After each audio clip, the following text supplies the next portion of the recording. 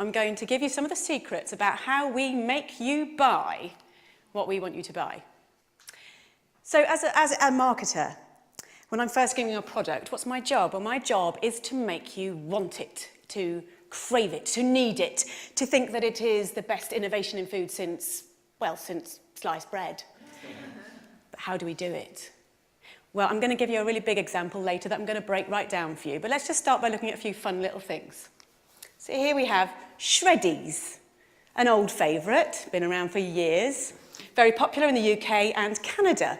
Without changing a single little thing about that product, they remarketed them, rebranded them as brand new diamond-shaped Shreddies. Food marketing genius right there. In the 1950s, there was a very important innovation in food. The instant mix cake, one of my personal favourites.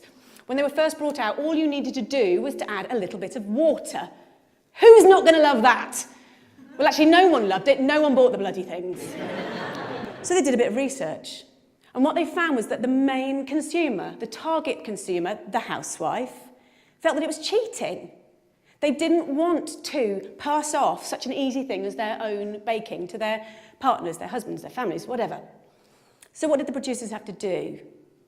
They had to make it harder. So now you had to add water and an egg. And sales exploded. But these examples, these are just chicken feed compared to what I really want to talk about tonight, and that is chickens and pigs and cows. So when we think about where chickens, etc. come from, we think about something a bit like that. That's also our instinctive idea, but we all know if we really think about it, if we think about it deeply, it's probably a little bit more like that. But that's a lot nicer. It's a lot more romantic. So how do we give you this impression? Well, there are 3 techniques that we use. The third of which is our secret weapon, and I am going to blow it for you tonight, so please stay primed for that. Let's look at technique number 1. Everybody believes what's on the label. So let's look at some examples. Some of my favourites, some of the ones I use all the time. I'll use farm fresh. I'll use 100% natural. I'll use butcher's choice. But what does that really actually mean? Well, truthfully, it doesn't mean very much. If we see that on the label, we feel a bit more confident.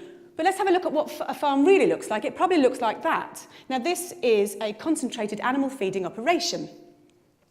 I'm going to run that past you again. It's a concentrated animal feeding operation. That's not going to look great on a label. Hence, we use farm fresh. Innovation number 2. This is what we use. We focus on progress. Intensive farming was born out of necessity. At the end of the Second World War, resources were extremely tight. Farming had to be by necessity very, very economical. And we've learnt from that, and we've built from that, and we're able to now raise more and more animals in smaller and smaller spaces. So we've got extremely good at it. If we looked at a room of about this size, and this were turned into a chicken barn, it's a 100-seat theatre, how many chickens could we probably fit in this room now? I'm going to say about 4,000. It's pretty impressive, isn't it?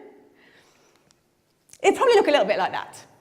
Now, the public aren't going to be massively keen on that idea, and it's my job to make them feel a little bit better about it. So how do I do it? Well, a basic principle of marketing. We use the right choice of words, and by using the right choice of words, we can make the conversation, we can focus the conversation the way we want it to. So we'll use an example like this. When you look at that picture, where is your eye drawn? It's drawn right to the middle of the page, massive letters, we've got strive to optimise. What we're looking at in the picture, in reverse, looks a bit like that, but this looks a lot nicer, because we're looking at strive to optimise. It makes us feel that there's progress. We feel good. So the challenge for the marketers is to make the public feel comfortable about what they're seeing. One of the side effects of intensive farming, of having so many animals in such a small space, unfortunately, is obviously disease, because you put so many animals into a small space, they're going to get sick.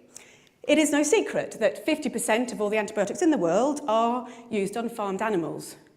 So how do we make the public feel okay with this? How does that happen? My job. How do I do it? I use the language of innovation. So we're going back to our old friends at porkcares.org. And what they do is they say, as farming has become more efficient, veterinarians have incorporated new technologies and methods into practice. This makes us feel good. This is positive. Yeah? This is progress. And when we're then marketing to future consumers, we would perhaps use something like this. This is a colouring book. Pigs and pork. It's absolutely gorgeous. And what we're doing here is we're getting the children to focus on the fact that we're using innovation. So by bringing the pigs out from the muddy fields and into the clean barns, we're taking them away from all that nasty, dirty mud and all the diseases that are lurking there within. Positive. So onto our secret weapon. This is what we really need to focus on. So these two techniques alone, they are not going to work. We need a secret weapon, number 3. It is actually in this room right now. Secret weapon! It is you. So how do we do it? When you're in the supermarket, you don't want to think about where those products have come from. You don't want to think about how those animals have been reared, how they've been treated. The power of willful ignorance cannot be overstated. This is systemized cruelty on a massive scale, and we only get away with it because everyone is prepared to look the other way. Thank you.